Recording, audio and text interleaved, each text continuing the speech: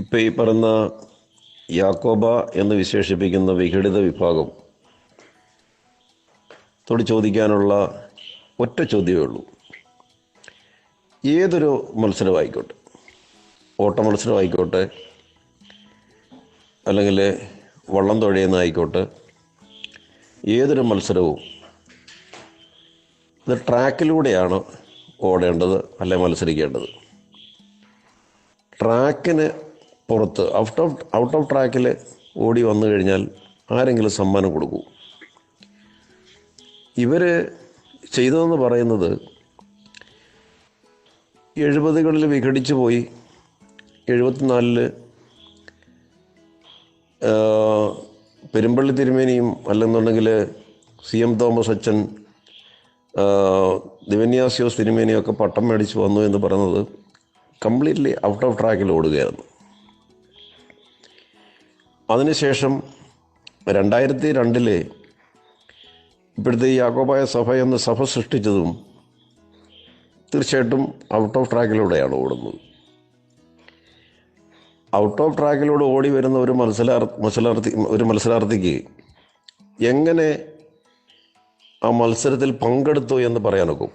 ജയിച്ചെന്നോ തോറ്റെന്നോ ഉള്ളത് പോട്ട്, അവർ ജയിച്ചാലും തോറ്റാലും ആരെങ്കിലും അവരെ ഈ മത്സരാർത്ഥിയായിട്ട് കണക്കാക്കൂ എന്ന് പറഞ്ഞതുപോലെ ഇവർ ചെയ്തിട്ടുള്ളതെന്ന് പറയുക കംപ്ലീറ്റ്ലി നിയമത്തിന് പുറത്തുകൂടെയാണ് ഇവർ മത്സരിക്കുന്നത്, അല്ലെന്നുണ്ടെങ്കിൽ പാർട്ടിസിപ്പേറ്റ് ചെയ്യുന്നത്.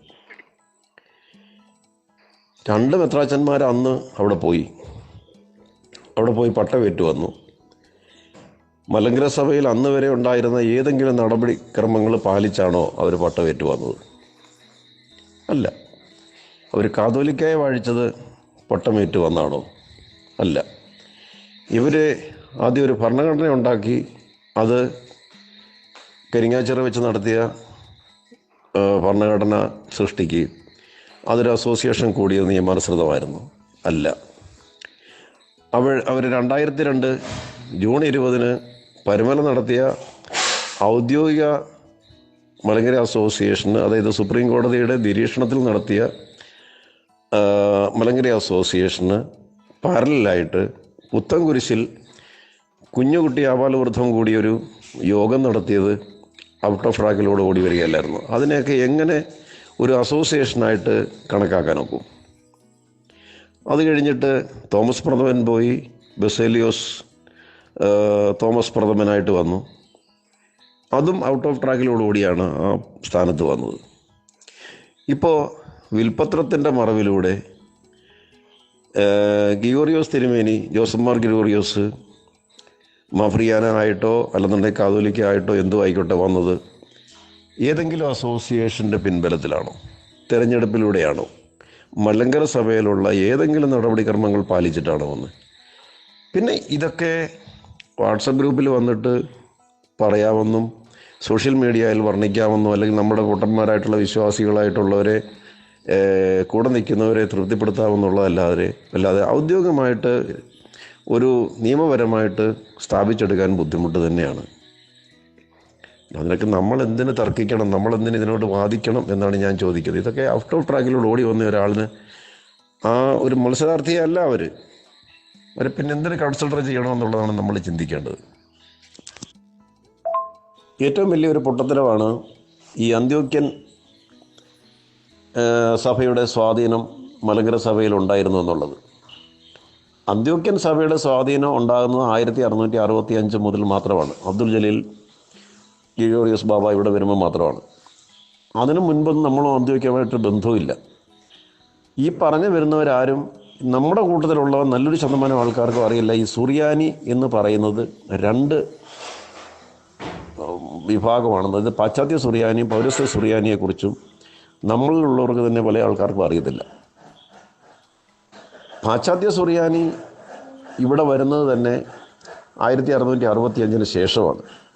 1665 ശേഷം പാശ്ചാത്യ സുറിയാനി നമ്മൾ സ്വീകരിച്ചെങ്കിലും, സുറിയാനിക്ക് ഇവിടെ വന്നെങ്കിലും, പാശ്ചാത്യ സുറിയാനിയുടെ ആരാധനക്രമം നമ്മൾ സ്വീകരിക്കുന്നത് വളരെ നാളുകൾക്ക് ശേഷം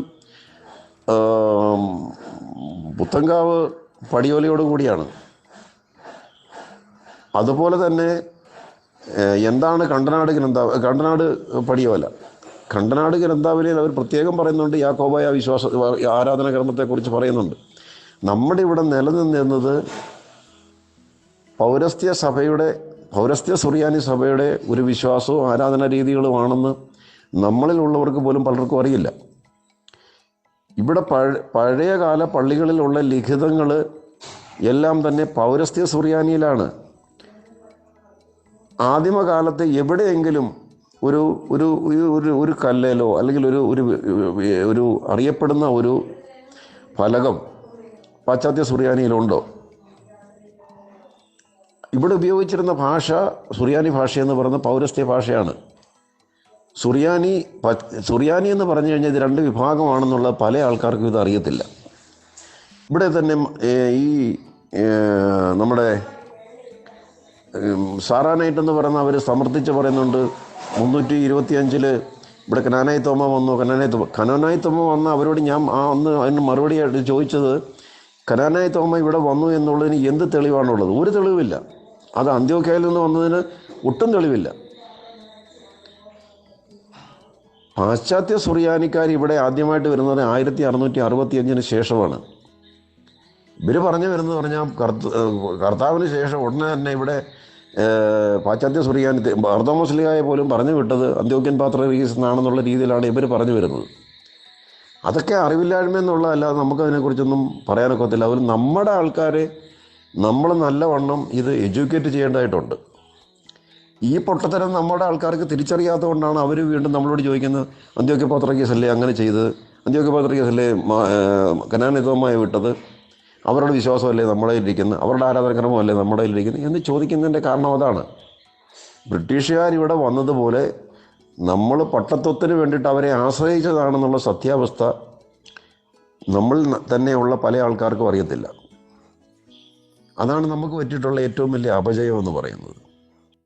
അവര് ഇങ്ങോട്ട് കോവൂരച്ചൻ്റെ നിർവചനത്തിലേക്ക് മാർത്തോമാ സഭയെ കൊണ്ടുവന്നത്, അത് ഇതിന്റെ തുടർച്ചയായിട്ട് കോവൂരച്ചൻ എന്ത് ചെയ്തു? കോവൂരച്ചൻ ഉടനെ തീരുമാനിച്ചത് എന്താ? മസ്നബ്സായുള്ള മെത്രാൻ വേണം. മസ്നബ്സായുള്ള മെത്രാൻ ഇവിടെ അന്ത്യോക്യൻ ബന്ധം വന്നതിന് ശേഷം വന്നതാണ്. അതിനു മുമ്പ് അതില്ലല്ലോ. 1665 ഈ വേഷത്തിൽ ഒരാൾ ഇവിടെ ആദ്യം വരുന്നത്. അതിനു മുമ്പ് ഇവിടെ ആരും ഇല്ലായിരുന്നു എന്ന് ഞാൻ പറഞ്ഞാൽ എന്നെ പാത്രികേസ് കക്ഷിക്കാർ ഇവിടെ നിന്ന് ഇറങ്ങുമ്പം സിംഹാസനപ്പള്ളിക്കാരും ഒന്ന് വഴക്കുണ്ടാക്കുമെന്ന് എനിക്കറിയാം. പക്ഷെ ഞാനൊരു ചരിത്ര വിദ്യാർത്ഥി ആയതുകൊണ്ട് നിങ്ങൾ ഇത്രയും പേർ എൻ്റെ ഒരു ബലമാണെന്നുള്ള ധൈര്യത്തിൽ ഞാനങ്ങ് പറയാം. അപ്പം മസ്നബ്സ വേണം. കോവൂരച്ചന് വേണമെങ്കിൽ അന്ന് കോവൂരച്ചൻ ഞാൻ മെത്രാനാകാൻ, ഞാൻ സഭ ഭരിക്കാമെന്ന് പറഞ്ഞാൽ ജനം സമ്മതിക്കുമായിരുന്നു.